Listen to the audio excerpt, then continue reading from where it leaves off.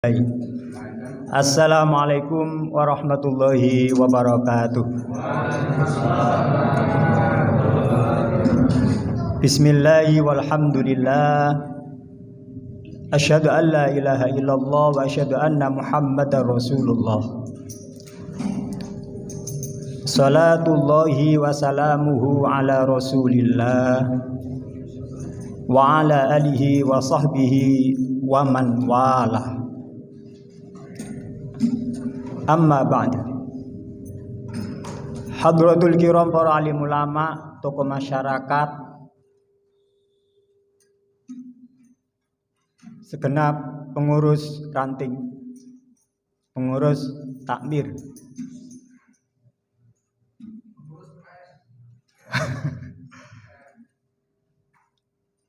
para panitia Ramadan, bapak-bapak, ibu-ibu, sedaya ingkang dimuliakan Allah Subhanahu wa taala.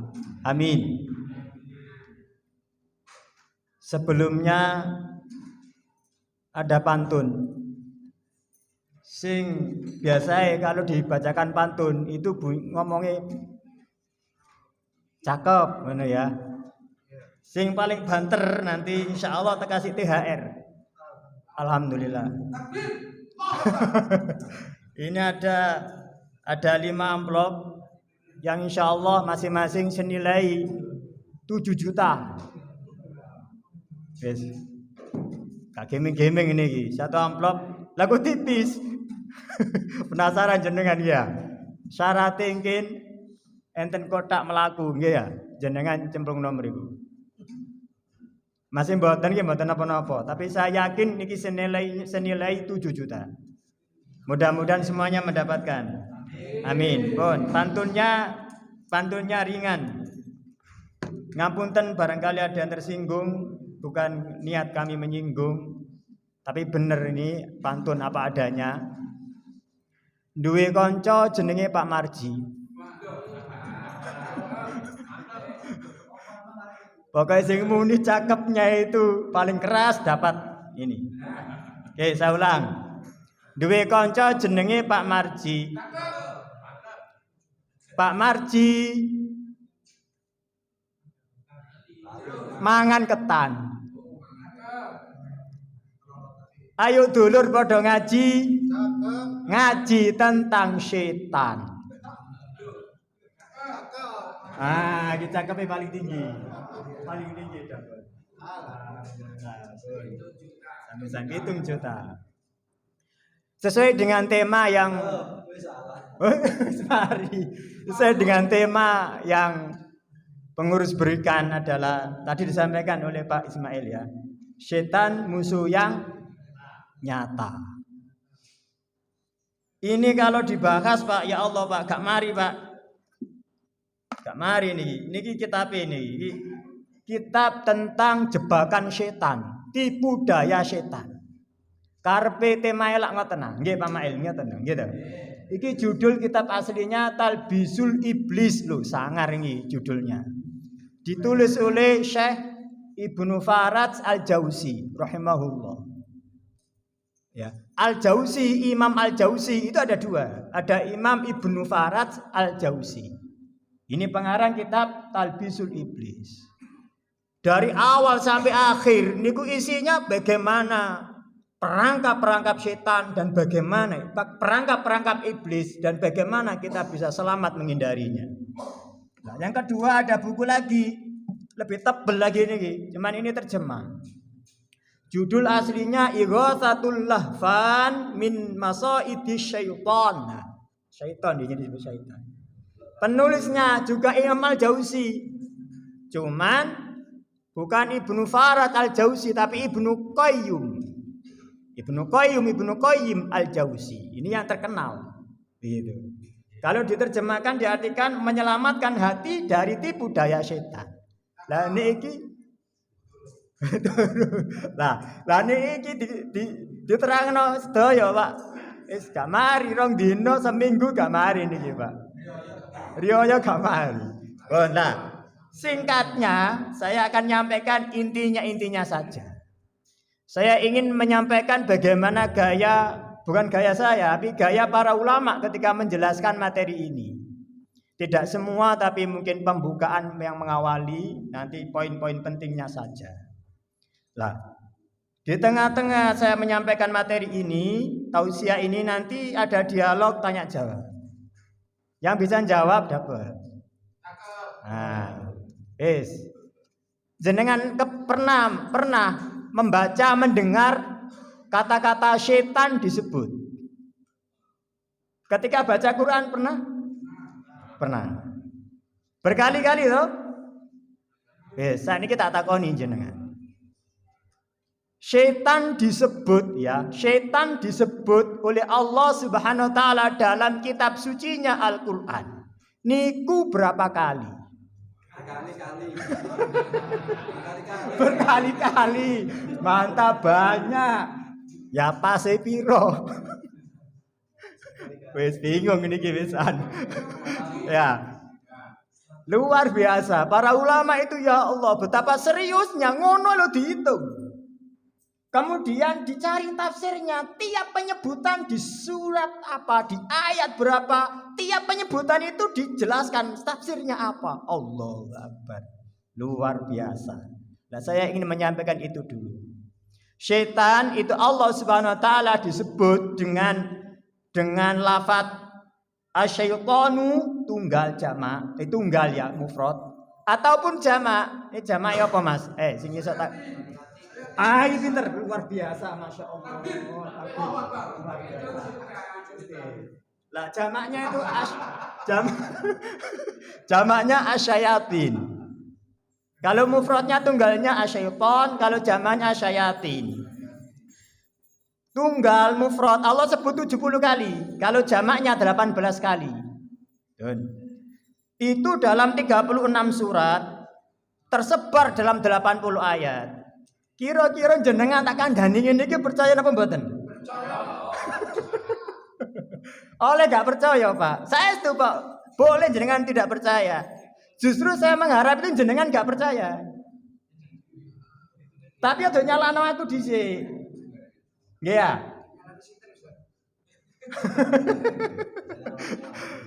Penasaran bener ta iku. Terus jenengan hitung ki ambak. Di dalam Quran itu dibuka, dihitung bener apa mboten. Nanti kalau salah, enggak apa-apa, nanti saya disalahkan, saya diberi nasihat. Ngoten. Jadi yang saya harapkan jenengan tidak percaya. Tapi aja nyalano dhisik. Terus bukaan dhewe Al-Qur'ane dibuktikan. Nah, ketika jenengan membuktikan ngitung dhewe bener, itu lebih dahsyat, pengalaman yang luar biasa dibanding jenengan mantuk-mantuk. Ngoten lho, Pak. Itu luar biasa. Jadi setan baik itu tunggal asyaitonu maupun yang jamak asyayatin, Allah sebut berapa kali tadi?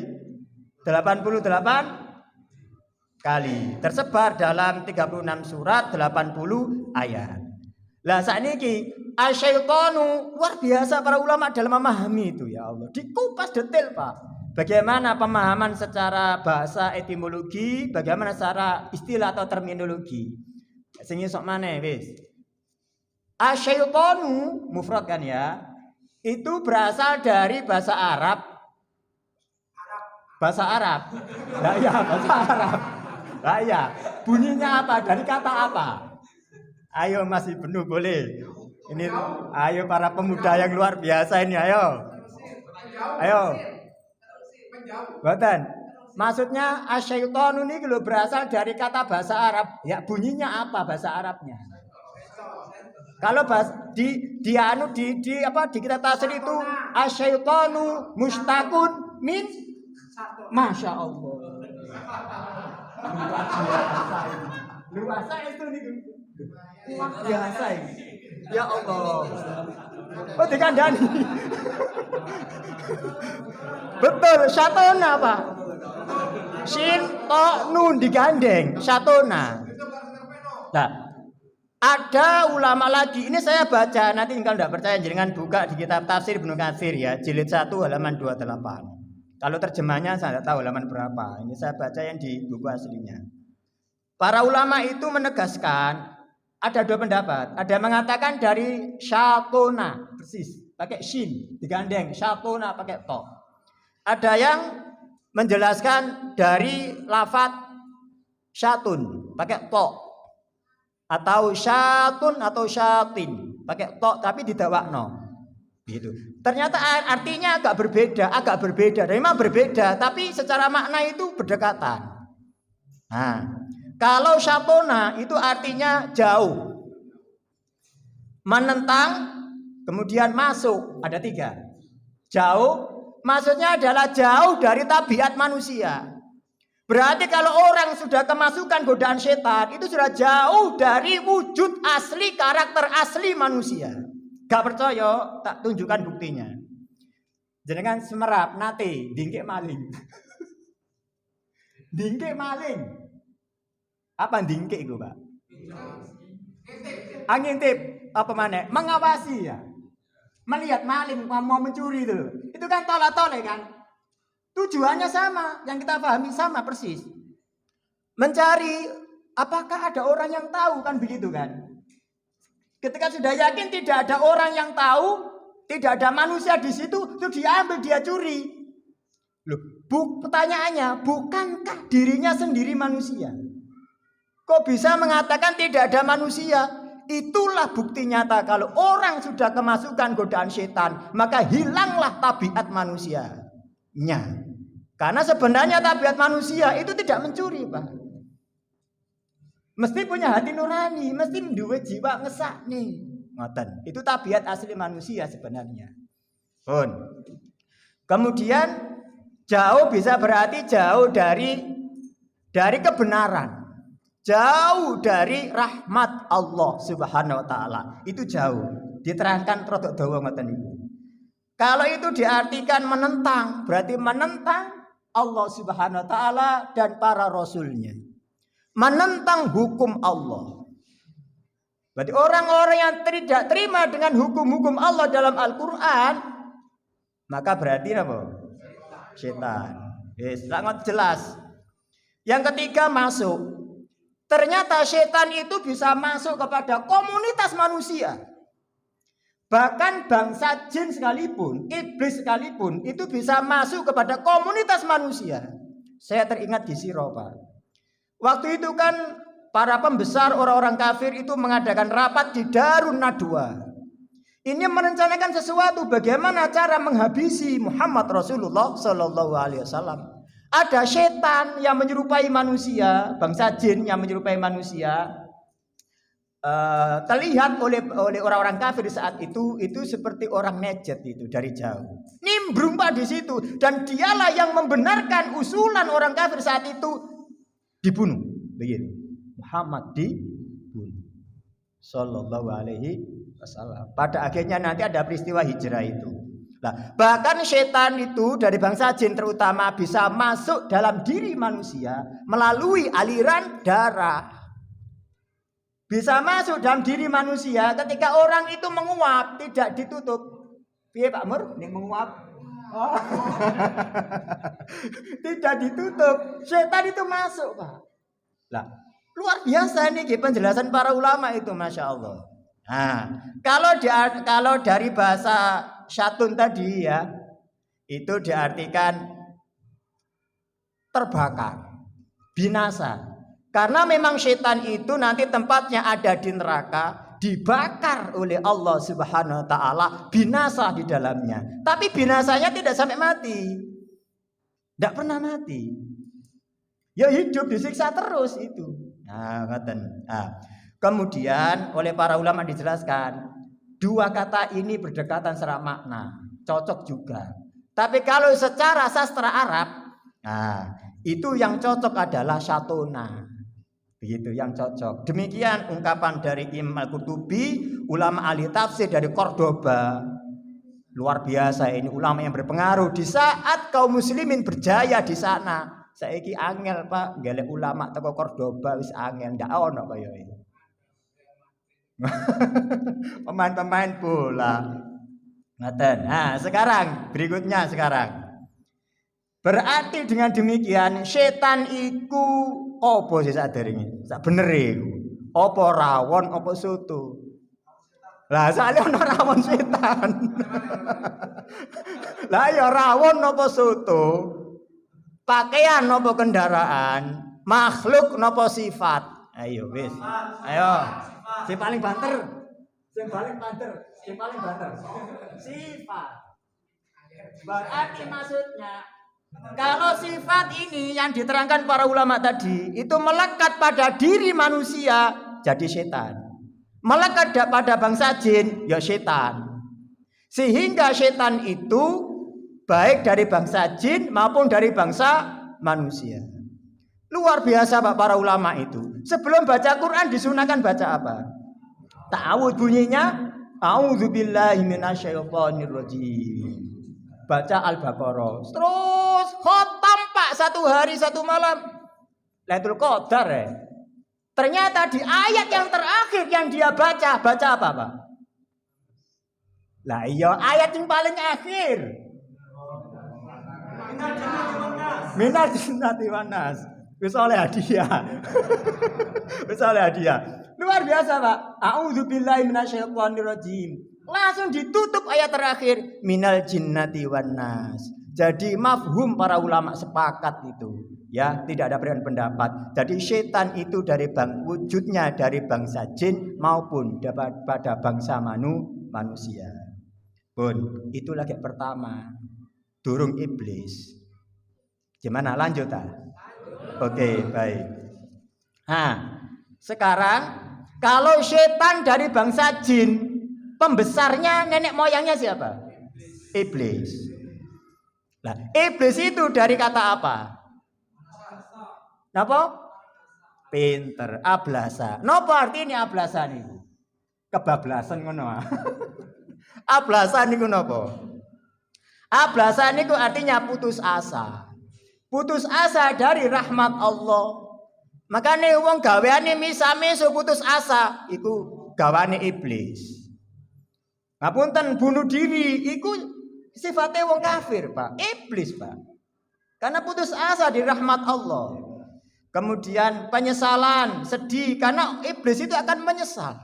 Tapi menyesal itu merasa dirinya terlaknat oleh Allah, tapi bukan menyesal menyadari dia berdosa terus taubat, tidak. Celaka aku, kayak menyesal, tapi ya tetap begitu terus, tidak pernah mengakui dosa. Maksudnya begitu. Terus ablasa itu bisa berarti jahat, sedikit kebaikannya. Nah, saya baca di tafsir Ibnu Katsir, ya Allah. Saya pernah mendengarkan, saya anggap guru saya lah ini. Ketika beliau jadi khotib Jumat, Pak, saya mendengarkan, masih ingat itu, alhamdulillah kuat sekali. Jadi dapat ilmu melalui mimbar Jumat. Berarti ini Jumatan ini gak oleh ngantuk mesti ini, Pak. Pak Zakaria mungkin tahu ya, ada yang ahli kristologi itu yang Prof. Manahem Ali. Saya dengarkan beliau. Dan itu ternyata betul ada di tafsir Ibnu Katsir. Ternyata iblis itu dulu namanya bukan iblis. Setan, bukan setan, Pak. Masya Allah. Namanya itu Azazil. Nama yang mulia, luar biasa ini. Seperti Jibril, Mikail, Israfil, Israel. Ada lagi Israel. Kemarin saya nyimak kajiannya yang awal Ramadan Pak Masyud ya. Menerangkan Israel kan. Israel itu kan perjalanan tapi malam hari. Itu kan Nabi Yakub mengenai perjalanan. Ilnya itu Allah. Jadi perjalanannya menuju kepada Allah. Azazil berarti itu orang yang mulia di sisi Allah. Tapi bukan manusia, yaitu bangsa jin. Namanya Azazil. Begitu. Sehingga Azazil itu bangsa jin yang teman-temannya itu dulu di dunia membuat kerusakan, Pak, menumpahkan darah. Hanya satu jin saja yaitu namanya Azazil itu ke surga. Allah kumpulkan bersama para malaikat muqarrabin, Jibril, Mikail, Israfil, Israil. Bahkan Azazil saat itu dipercaya oleh Allah Subhanahu wa taala sebagai pembesar para malaikat. Bukan malaikat Jibril dulu itu pembesarnya. Begitu. Jadi Azazil Allah Subhanahu wa taala beri amanah untuk menjaga perbendaharaan surga. Oh, mulia sekali Azazil saat itu. Dan tak pernah berbuat maksiat sama sekali. Tak pernah durhaka sama sekali kepada Allah. Bangsa jin ngalahkan malaikat. Nah, ketika dipercaya oleh Allah Subhanahu wa taala menjaga perbendaharaan surga, ngoten niku merasa rumangsa mulia dibanding para malaikat. Ngono ku muni dalam batinnya, dalam dirinya itu. Iki karena kehebatanku, kemuliaanku, sehingga aku dipercaya menjaga perbendaharaan surga dibanding para malaikat yang lain.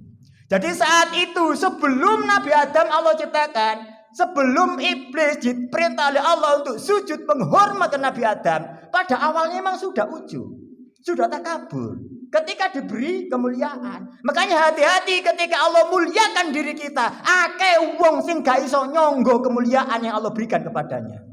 Aku ya wedi yo. Saestu kadang-kadang gak kepingin saja. Gak enak Pak dadi wong, ngapunten, bodho iku gak enak. Kudu dadi wong pinter. Tapi kadang-kadang nek mari pinter ku ya wedi. Ngertos bahayae. Gampang ujub, Pak. Nggih laras nggih. Misalnya ngeten, dadi wong sing amale sing apik, ya pancene harapan. Tapi kadang wis apik iku hati-hati loh, Pak. Ujubnya itu bisa keluar. Takaburnya bisa keluar. Semoga Allah menghindarkan kita semuanya. Ngoten ya. Nah, itu Pak, itu baru pembukaan saja Pak. Ngapunten karena waktunya 20 menit ini juga sudah lebih. Sebenarnya saya ingin selanjutkan bagaimana goda-godaannya secara umum, bagaimana penangkalnya, siapa yang Allah selamatkan. Ternyata hanya mukhlisin. Illa ibadaka minhumul mukhlasin. Sangat tenang. Makanya ayo kita latihan jadi wong ikhlas. Wong ikhlas itu semangat ibadahnya bukan ketika dilihat banyak orang. Harus mencari waktu, menyendiri. Kalau sama orang banyak itu biasa-biasa saja. Amalan-amalan yang luar biasa disembunyikan. Di rumah tambah semangat. Nek nang masjid itu biasa-biasa saja. Ketoke gak tahu maca Quran, nang omah luar biasa, nang hutan luar biasa. Pun ngeten mawon, Pak. Wis kari situ. Wis kari situ. Kari situ. Nama dalam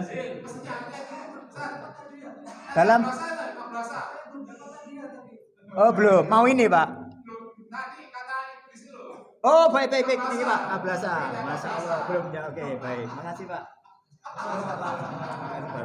Alhamdulillah. Wis. Ngeten lho pancene Pak. Ngeten Pak. Pancene ceramah nang masjid tangga dhewe ya ngene iki Pak.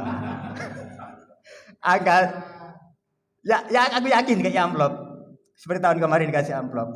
Angkatin terima ya sungkan. Sungkan Pak ya Pak. Ini di tempat lain biasa tak dum Pak Mail. 150 aku 100. Nek ngaten iki wis. Ini mudah-mudahan Allah catat sebagai amal. Ya, amal ngaten ya terus ya kalau di masjid luar ya bisanya menerima amplop karena diberi gak diterima ya kepingin ya butuh lah ngaten ya. Dan nek mriki wis ya berlatihlah aja. Ndak banyak sedikit mudah-mudahan Allah terima sebagai amal kita semuanya. Alhamdulillahirabbil alamin. Ihdinas siratal mustaqim. Assalamualaikum warahmatullahi wabarakatuh.